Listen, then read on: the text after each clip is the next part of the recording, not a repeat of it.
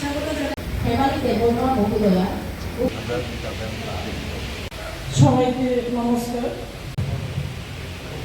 আমাদের অন্নদাতা সমাজে কৃষক আছে বলেই আজকে আমরা দুমুঠো খেতে পারছি। তাই যদি সমাজে কাউকে সম্মান জানাতে হয়, যদি কাউকে প্রণাম করতে হয়, তাহলে প্রথমে আমরা কৃষকদের প্রণাম করব। সেই দিশায় আমাদের কেন্দ্রীয় সরকার এবং রাজ্য সরকার কাজ করছে। তারই অঙ্গ হিসাবে গত কিছুদিন আগে আমাদের পুরো রাজ্যে, আমাদের ধলাই জেলায় 108টা পঞ্চায়েতে কৃষি বিকশিত সংকল্প অভিযান কর্মসূচি হয়েছিল।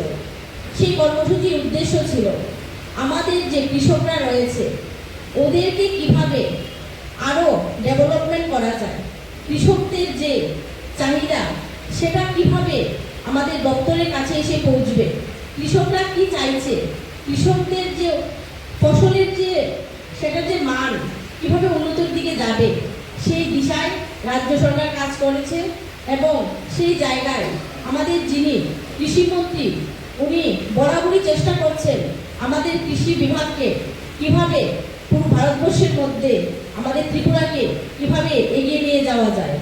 আমাদের সেই ছোট্ট রাজ্য ত্রিপুরা হলেও সেখানে আমাদের প্রত্যেকের বাড়িতেই অল্প পরিমাণে হলেও কৃষি জমি রয়েছে, সেটা ধানের জমি বলুন বা অন্যান্য বাগিচা ফসল বা টিলাভূমি বলুন, সব কিছুই অল্প পরিমাণে রয়েছে।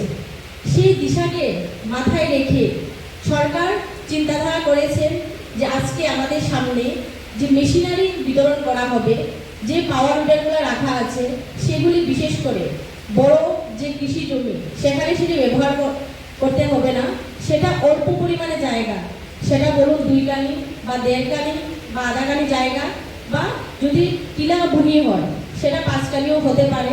সেই জায়গায় যাতে অল্প পরিশ্রমে কৃষকরা ভালোভাবে চাষ করতে পারে, সেই জন্য এখানে সরকার বিনামূল্যে সেগুলো বিতরণ করছে।